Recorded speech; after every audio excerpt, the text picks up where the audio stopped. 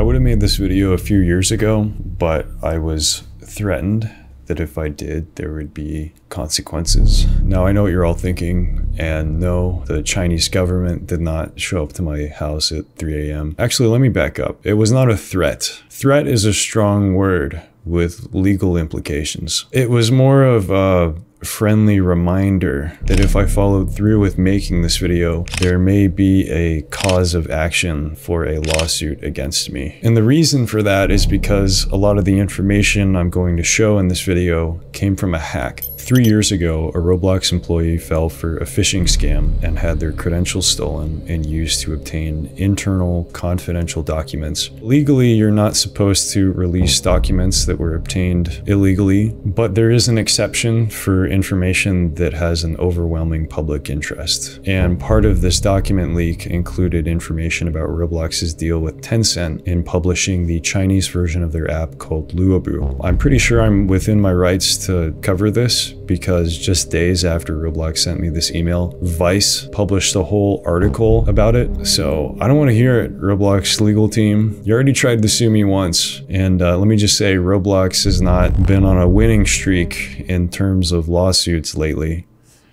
This video was made possible by Red Magic, who just released their all-new flagship mobile gaming device, the Red Magic 11 Pro. This is probably the first phone that I could actually describe as a work of art. If you look at the back, you see that? That's not a screen, that's fluorinated liquid coolant, the same type of coolant used in cutting-edge AI servers, flowing over the phone's internals, giving it a higher clock speed and longer battery life. This is also the only device with a turbofan rated at 24,000 RPM. To put that into perspective, I own a superbike with an engine that only goes up to 13,000 RPM. It's kind of insane to think that the cooling system on this phone has a component that spins nearly twice as fast. And even with the fan, this phone is waterproof, rated for total submersion of up to 4.5 feet. All of this comes on top of phenomenal upgrades over the previous models, like the Snapdragon 8 Elite 5, which runs at 4.6 GHz, the 7500 mAh super long-lasting battery with wired and wireless charging, including reverse charging, an upgraded sound system, and new AI-powered features in the game space. With up to 24 gigs of RAM and a terabyte of storage, this is by far the most advanced mobile gaming device on the market. So if you want to support the channel and win more games, order a Red Magic 11 Pro from the link below and enjoy the video. 我是干面屁股，我干出来。然后我们今天要来玩，哎，你们要不要拍拍站好啊？自我介绍一下。In the 2010s, Roblox worked in China the same way it did anywhere else. While websites for most American platforms were restricted, Roblox.com and its mobile app were fully accessible. www.roblox.com The in-game chat filters didn't apply to Chinese text, meaning users were free to say anything they wanted. They could play games and buy Robux just as easily as their American counterparts, though without a license to operate in China, Roblox was in somewhat of a legal gray area. To understand how Roblox's status in China works, we have to go back to one of the most transformative periods of the nation's history, the 90s, back when video games were mostly played in arcades.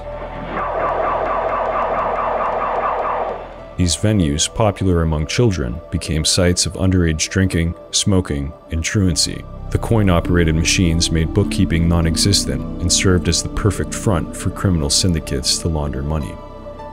In major cities, many arcades were controlled by Chinese gangs known as triads. Rivalries between gaming centers were often bloody, even fatal. In 1998, an arcade promoter named Wang Jun was handing out flyers at Hongqing Entertainment City, a competing arcade ran by the ruthless gang leader Ni Lei. When Wang was confronted by Ni's men, he was beaten to death.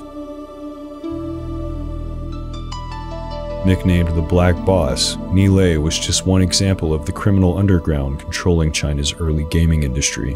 Although he would later be tried and executed for his crimes, the actions of Ni Lei and others like him would influence China's gaming regulations for decades to come.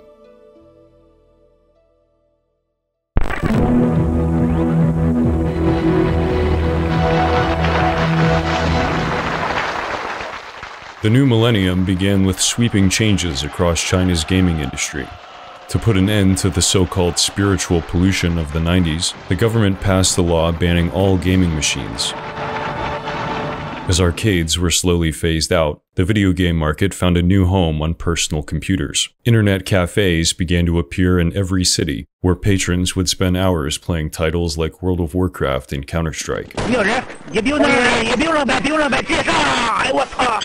Just like the arcades before them, these cafes were packed with children and ran largely unregulated, until tragedy struck in 2002.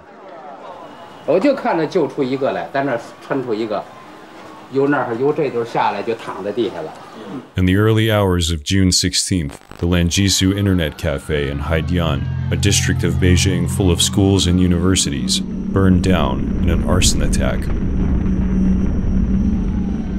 The cafe was being operated illegally, with no emergency exits, no ventilation, and barred windows. Most of the 70 occupants were students from nearby schools. 25 of them died in the panic. For the remainder of the decade, the flames of the Lanjisu tragedy would spread across China's gaming industry. Over the next 3 months, authorities shut down every internet cafe in Beijing.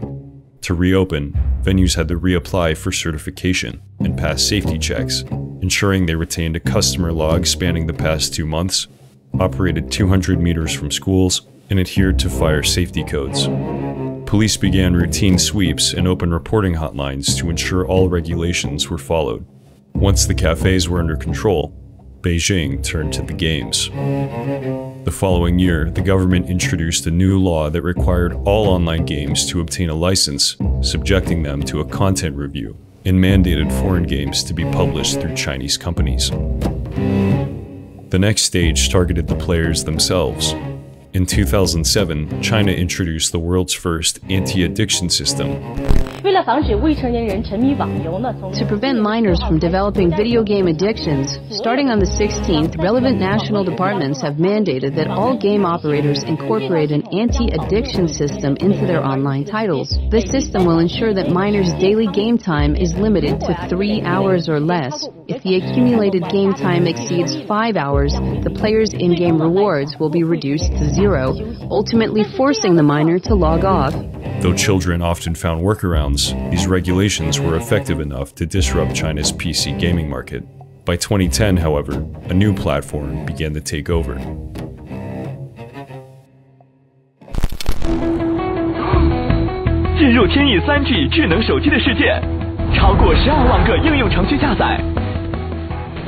While console and PC gaming were constrained by regulations, smartphones quickly found their way into the hands of nearly every Chinese citizen, with 800 million being owned nationwide. The following year, 3G subscriptions nearly tripled, and Huawei, a company that would go on to dominate China's smartphone industry, launched the nation's first app store. Unlike PC titles, mobile apps existed in a legal gray area. The laws that govern massive MMOs ran by centralized publishers didn't apply to small titles downloaded from private app markets. This meant mobile developers could upload games without a license, skipping content review, and bypassing the anti-addiction systems. Under these conditions, mobile gaming grew faster in China than anywhere else in the world. One game in particular, created by an American company in Northern California, was quickly noticed by a small population of Chinese users.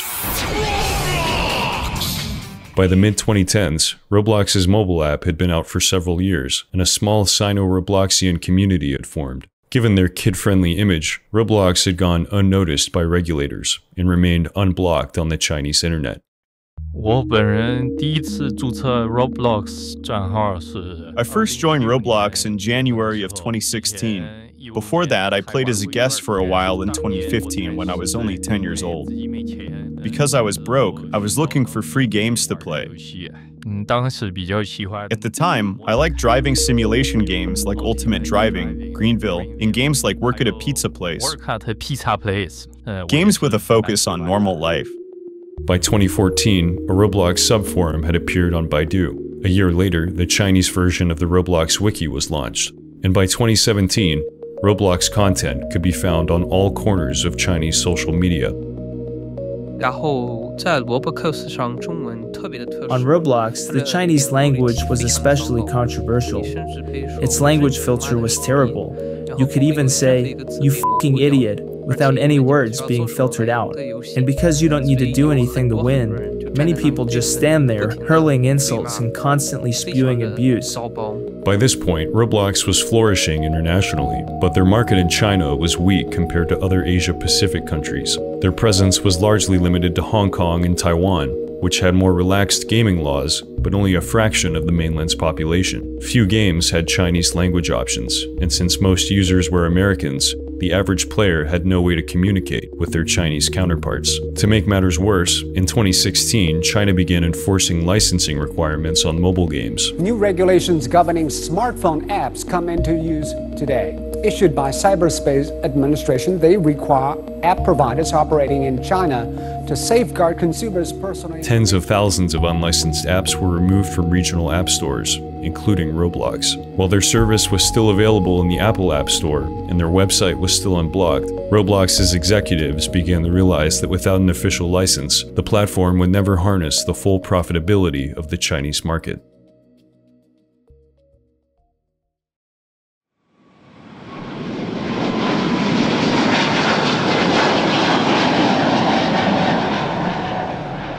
In August of 2017, Roblox executives flew to the PRC to strategize on how to officially enter the Chinese market. Internal documents published by Vice reveal key findings from the trip. Most notably, Chinese players would have to have access limited to pre-approved experiences. Time spent in-game had to be tracked and adhere to the anti-addiction system. Each account would need to be tied to the user's government ID and text filters optimized for the Chinese language. Once the requirements were met, the review process would take 9 months, but before they could even be considered, they would need to find a Chinese publisher. The decision came down to 2 companies. First was Tencent, the PRC's largest tech corporation. Roblox described them internally as powerful, dominant, and controlling. They were the owners of WeChat, a massive digital identity system with over 900 million monthly active users. They also ran the nation's #1 app store, which came pre-installed on nearly every phone. Roblox saw them as the fastest way to mass-scale acquisition, though not necessarily a sustained player base. Given their size and influence, a deal with Tencent would be lucrative, though it came with several disadvantages. Tencent was asking for full publishing rights. While Roblox would retain advisory and approval roles, Tencent would have total control over Roblox's servers and day-to-day operations, and would need weekly copies of the source code. Roblox was concerned that Tencent would steal their intellectual property and develop their own version of the platform, undermining their efforts in the country. A slide from their internal documents read, "Expect any executables placed on Chinese servers to be copied. Expect hundreds of people working on reverse engineering the code. Expect them to be successful." The second choice of publisher was NetEase, a smaller gaming-focused company which Roblox described as down-to-earth, flexible problem solvers. Unlike Tencent, NetEase proposed a joint venture which would give Roblox far more control. They had previous success partnering with Blizzard and Minecraft, even securing partial anti-addiction system exemptions for the latter. NetEase also had more human-oriented moderation, whereas Tencent largely relied on AI.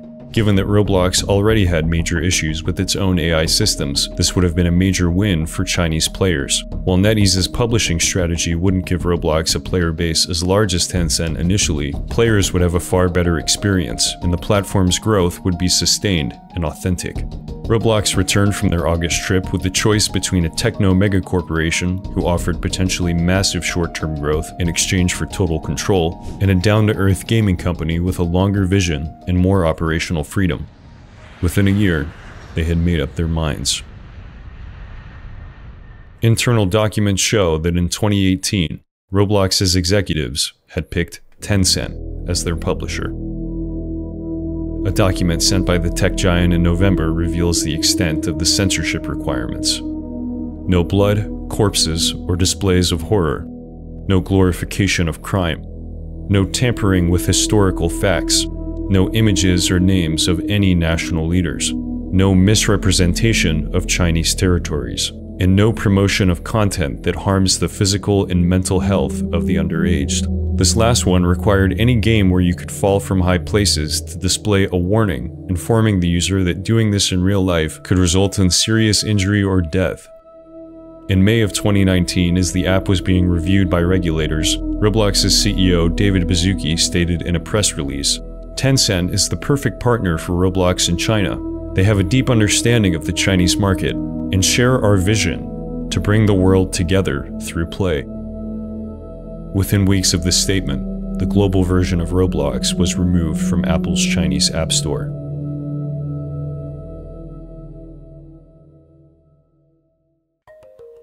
Six months later, the license was approved, and Roblox finally introduced to the world Luobu. The app was listed on Tencent's App Store, and Roblox.com's Chinese visitors were redirected to Roblox.qq, where they could only install the regional version of the app. It was still possible to access the global version through a VPN, but for the average young, tech-illiterate Roblox player, this wasn't an option. This meant that all of their years of progress playing games, spending Robux, and making friends was gone. Locked away, replaced with a highly censored, G-rated virtual daycare, absent of any depictions of national leaders or content that harms the physical and mental health of the underaged. The once unrestricted chat system was now engulfed by hashtags on even the most benign messages. The catalog of games, previously filled with tens of millions of experiences, was narrowed down to a handful of titles from the international version, censored and sanitized, absent of any blood, bodies, or political misrepresentations. Luobu is very different from Roblox's international app. First, there's hardly any games. Buying Robux is pointless, because with so few options on what to play, there's almost no games or game passes to spend it on. It didn't leave a good impression on me. These days, if you want to play the global version, you have to use a VPN or a dedicated game accelerator service. My friend uses one that's quite expensive. It's 30 yuan a month, but it works really well. Many VPNs are too slow for gaming, so you have to pay separately for the accelerator.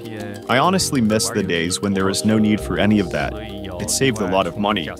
Over enough time, 30 yuan a month adds up.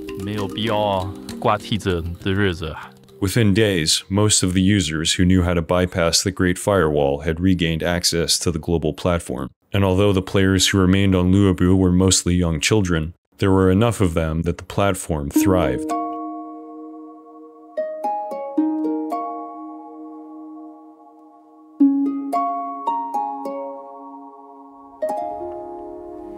By mid-2021, Luobu was the #1 app in Tencent's App Store. Its adoption in China was so successful, Roblox hosted their first Luobu Developers Conference in Shanghai that year. Through an active Chinese development community, dozens of Luobu-specific games were being released, and alongside their ported international counterparts, were getting daily visits in the hundreds of thousands. Nearly every visitor was a true red-blooded Chinese citizen. Nearly. I personally gained access to Luobu through a borrowed WeChat account, and I was very careful with my chats, given that a real Chinese citizen's government ID was tied to everything I said. One of my first experiences was the Chinese version of Livetopia, where I was taken to a police interrogation room and beaten. When I asked one of the officers what he thought of America, he replied, "I don't." Exploring Luobu was fascinating. I felt like the Roblox version of Marco Polo. In the fall of that year, I released a video titled "Sneaking Chinese Roblox Users Over the Firewall," where I convinced Luobu players to join me on the international game. I spoke with them in front of an in-game audience about politics, history, and their complaints with the Chinese platform. Do you like that you can't see blood and corpses on this version of Roblox? Yes, he liked it. It was during the production of this video that the reality of Luobu hit me. For the past 4 years, Roblox had spent a fortune revoking access to their platform for 1.4 billion Chinese people. Was this David's vision of bringing the world together? Or was it segregation? In the pursuit of greater profits, the company had wagered their entire Chinese player base on a deal that would become worthless if the government placed even more regulations on gaming. And on August 3rd, that's exactly what happened.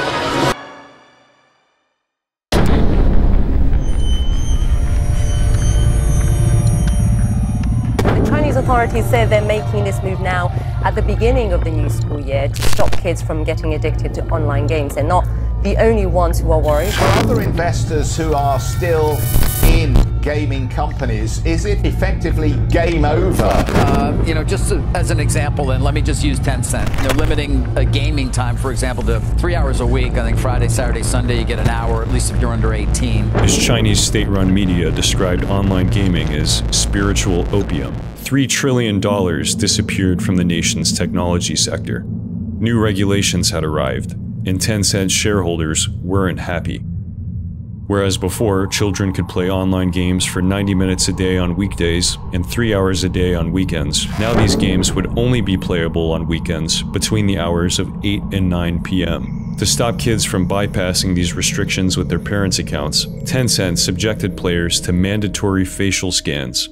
Since Roblox was a platform marketed primarily towards children, and most of the older players had proxied their way back to the global version, this affected almost everyone on Luobu. The traffic stats for Chinese servers speak for themselves. Within 2 months, nearly every game was empty, and in December, the platform officially shut down. All the time and money spent on development, all the grueling documents and PowerPoints, the mazes of regulations, the long flights across the Pacific, the jet-lagged meetings in foreign countries, all for nothing.